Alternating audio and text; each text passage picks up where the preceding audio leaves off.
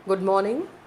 मैं doctor Anita Mathur, department of geography, BSR Government Arts College Alwar, BA honours part 2 के geography के students के लिए हम बायो ज्योग्राफी की बात कर रहे थे। और अपने पिछले लेक्चर्स में मैंने आपको बायो ज्योग्राफी की definition, scope and purpose of study, हमारा इसकी परिभाषाएं, विषय क्षेत्र और अध्ययन के उद्देश्य, इन सब चीज़ों को हमने बहुत डिटेल में डिस्कस किया था। और ये देखा था कि ये जो बायो ज्योग्राफी है, ये ज्योग्राफी की वो ब्रांच है जिसमें हम लिविंग वर्ल्ड का अध्ययन करते हैं। जितना भी जैविक विश्व है उसका अध्ययन यहाँ पे करते हैं और ये देखते हैं कि कौन से ज्योग्राफिकल फैक्टर्स हैं वो इन पे प्रभाव डालते हैं, और प्रभाव डालने के साथ साथ इनकी स्थिति, इनका विस्तार, इनकी संख्या किस प्रकार से भौगोलिक परिवेश पर डिपेंड करती है, उस पे निर्भर करती है कि वो एक जो स्पेसिफिक प्रजाति है वो कितनी विकसित है, उसकी संख्या की दृष्टि से, उसके क्षेत्र के दृष्टि से। तो ये जो सारे फैक्टर्स होते हैं ये डायरेक्टली और इनडायरेक्टली ज्योग्राफिकल परिवेश जो है, भौगोलिक परिवेश जो है, उस पर डिपेंड करता है।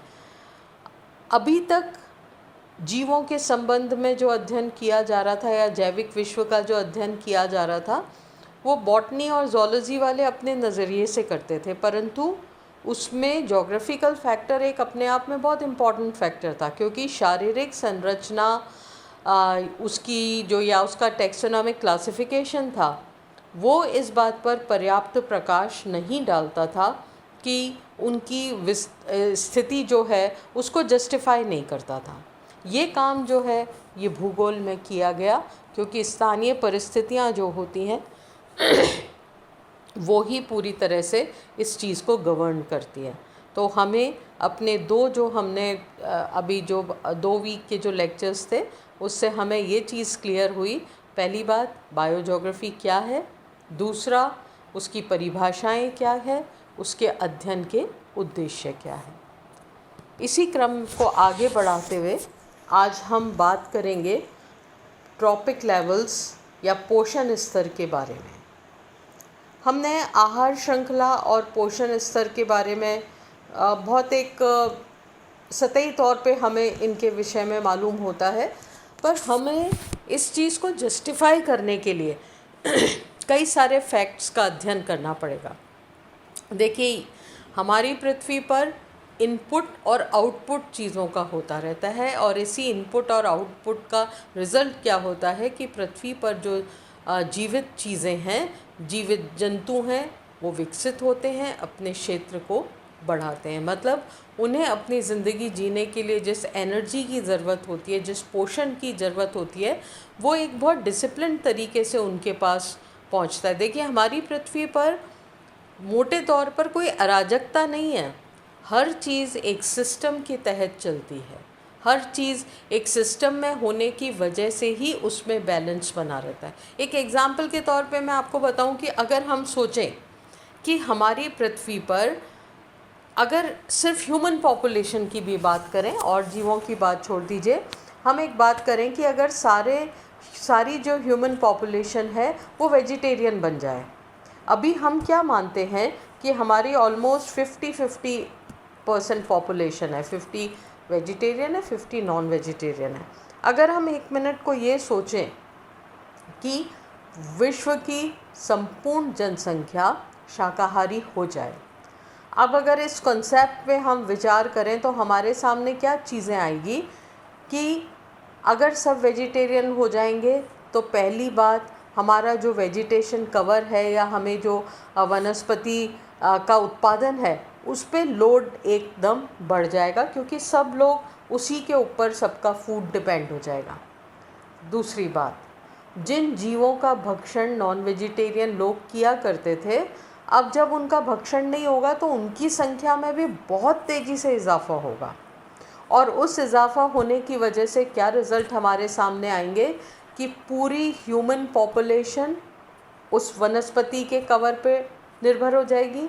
एंड सेकंड, जितने भी जीव जंतु थे वो तो अपना भोजन वनस्पति से प्राप्त ही कर रहे हैं। तो ऐसी स्थिति में क्या होगा, एक अराजकता फैल जाएगी, एक फेलियर ऑफ सिस्टम हो जाएगा, या प्राकृतिक जो संतुलन है वो संतुलन को हम कायम नहीं रख पाएंगे। तो ये जो पोषण स्तर होते हैं, ट्रॉपिक लेवल्स होते हैं, बेसिकली ये वो सिस्टम है जो एक बहुत सही तरीके से कड़ियों के रूप में हमारी पृथ्वी पर जो भी पोषण की व्यवस्था है, उस पोषण की अवस्था को या उस व्यवस्था को हमें बताता है। तो हमारी पृथ्वी पर जीवों और विभिन्न प्रकार की जो वनस्पतियां हैं, उनके बीच का एक तंत्र होता है, और इसी तंत्र को हम पारिस्थितिक तंत्र कहते हैं, क्योंकि हम इसी के निवासी हैं, इसी तंत्र के निवासी हैं, इसी तंत्र में हम सरवाइव करते हैं।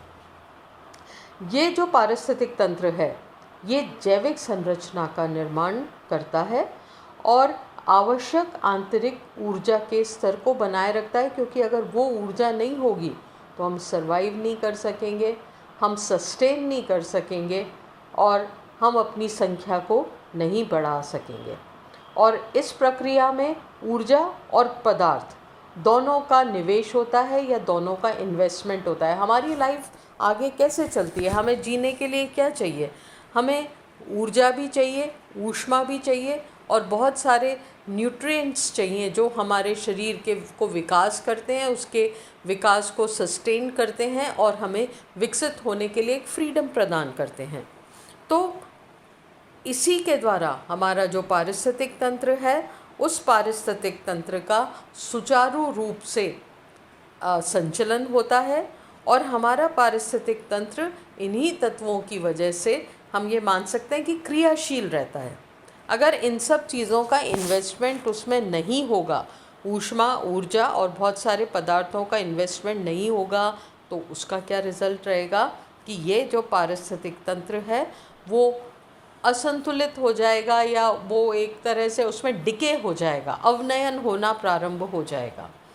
तो हम ये मानते हैं कि हमने मान लिया कि इस पारिस्थितिक तंत्र के सुचारू या अच्छी तरह से चलाने के लिए इन सब चीज़ों के इन्वेस्टमेंट की ज़रूरत होती है।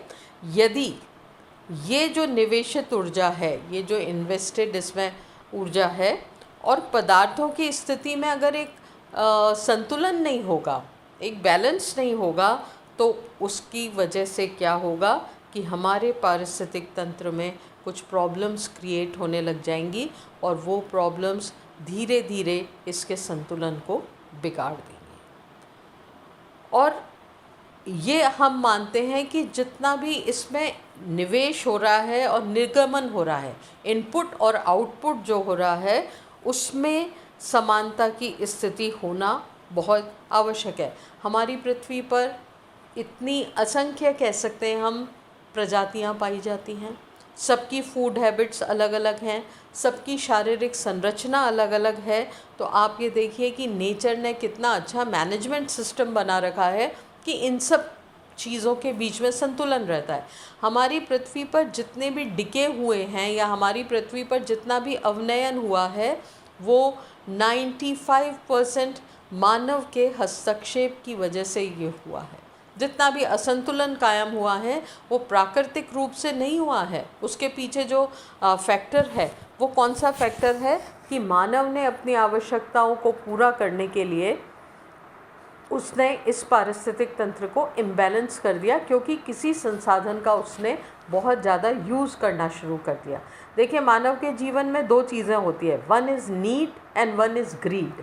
एक होती है आवश्यकता, एक होती है लालच। जब तक हम इस पारिस्थितिक तंत्र को आवश्यकता के आधार पर चला रहे थे, तब तक हमारा जो प्रकृति का संतुलन है वो बना हुआ था। पर जब हम ग्रीड पे आ गए, जब हम लालच पे आ गए, जब हमें लगने लगा कि हम संसाधनों का अधिक से अधिक प्रयोग कर लें, तो ऐसी स्थिति में हमारा जो पारिस्थितिक तंत्र है, हमारा जो एनवायरनमेंट है, उसको हमने नुकसान पहुंचा दिया। अगर आप प्रकृति के संबंध में गांधी जी के विचार पढ़ेंगे तो गांधी जी ने कहा था कि हमें अपनी नीड्स पे ही काम करना चाहिए, हमें अपनी ज़रूरतों के लायक ही चीज़ को यूज़ करना चाहिए और वो भी चीज़ बहुत मितव्ययता के साथ, बहुत देख सोच समझ के हमें प्रयोग करना चाहिए। पर हमारे यहाँ क्या हुआ, उल्टा हो गया। हमें लगता था कि अगर कोई चीज़ अवेलेबल है और हम उसको अफोर्ड कर सकते हैं तो हमने बिना सोचे समझे उसका अपव्यय प्रारंभ कर दिया। अगर ये अपव्यय नहीं होगा तो विश्व की कितनी भी बड़ी हुई पॉपुलेशन हो, ये सारे रिसोर्सेज उसको अकोमोडेट कर लेते हैं। परंतु जब हमने नीड की जगह ग्रीड की बात करनी शुरू की, तो इस ग्रीड की वजह से क्या हुआ कि हमने इसका ज़रूरत से ज़्यादा प्रकृति का दोहन प्रारंभ कर दिया। और ऐसी स्थिति में हमने इस प्रकृति को बहुत ही एक नेगेटिव स्थिति में पहुंचा दिया। इस स्थिति में पहुंचने के बाद इसकी रिपेयरिंग जो है वो हमारे लिए बहुत मुश्किल हो गई है। तो आप ये देखिए कि यदि हम अपनी आवश्यकता के अनुसार बहुत देख सोच समझकर सभी प्राकृतिक संसाधनों का उपयोग करेंगे तो इस प्रकार के असंतुलन की स्थिति हमारे सामने नहीं आएगी। और ये जो वातावरण है, ये जो पर्यावरण है, ये जो पारिस्थितिक तंत्र है, ये संतुलित अवस्था में होगा, जो कि मानव के लिए बहुत ही आदर्श व्यवस्था होगी। परंतु ऐसा नहीं है। खैर, फिलहाल हम बात कर रहे थे पोषण स्तरों की, और हमें ये बात समझ में आ जानी चाहिए कि ये जो इनपुट आउटपुट का बैलेंस है उसको हम पोषण स्तर में एक आदर्श स्थिति में आपके सामने रखेंगे। वैसे देखिए, अगर हम खाद्य श्रृंखला बोलते हैं तो अपने आप में फूड चेन एक्चुअली पॉसिबल नहीं है। क्यों पॉसिबल नहीं है? क्योंकि हमारे यहाँ पर दोनों ही चीज़ों में बहुत वैरायटी है। इनपुट और आउटपुट जो है उसमें बहुत ज़्यादा वैरायटी है। ये एक सीधी लाइन के तौर पर या सीधे चक्र के रूप में चलने वाली प्रक्रिया नहीं है। तो हम देखते हैं कि एक्चुअली जो भी फूड चेन है वो फूड चेन के रूप में ना होकर फूड वेब के रूप में हमारे सामने है। अर्थात खाद्य श्रृंखला ना होकर खाद्य जाल के रूप में हमारे सामने है। क्यों? क्योंकि हमारे सामने बहुत सारे ऑप्शंस होते हैं और हम उन ऑप्शंस का प्रयोग अपनी आवश्यकता के हिसाब से करते रहते हैं। तो पोषण स्तर और आहार श्रृंखला, ये दोनों चीज़ें ही बहुत कॉम्प्लिकेटेड चीज़ है। पर आदर्श अवस्था में जब हम उसकी बात करते हैं तो यहाँ पर हम इनपुट और आउटपुट में एक बैलेंस की स्थिति को लेके चलते हैं। और वो बैलेंस होने का क्या फ़ायदा होता है कि हमारा पारिस्थितिक तंत्र एक बहुत संतुलित अवस्था में हमें दिखाई देता है। पर वास्तविकता में देखें तो पारिस्थितिक तंत्र 100% संतुलित नहीं देखा जाता है, क्योंकि स्थानीय परिस्थितियों के आधार पर जो इनपुट आउटपुट होता है उसमें पर्याप्त अंतर पाए जाते हैं। और इसका क्या रिज़ल्ट रहता है कि ये जो एक आदर्श व्यवस्था है ये वास्तविक तौर पर, धरातलीय तौर पर हमें नज़र नहीं आती। हम ये कह सकते हैं एक मॉडल के स्वरूप में हम इसको पढ़ सकते हैं कि वास्तव में ये इनपुट और आउटपुट पे किस प्रकार से होता है और उसमें किस प्रकार से संतुलन बना रहता है। परंतु यदि वास्तविक स्थिति देखें तो ये एक आदर्श स्थिति है। ये आदर्श स्थिति बहुत रेयर ही हमें देखने को मिलती है। तो हम अपने अगले लेक्चर में इसी टॉपिक को कंटिन्यू करेंगे। Thank you.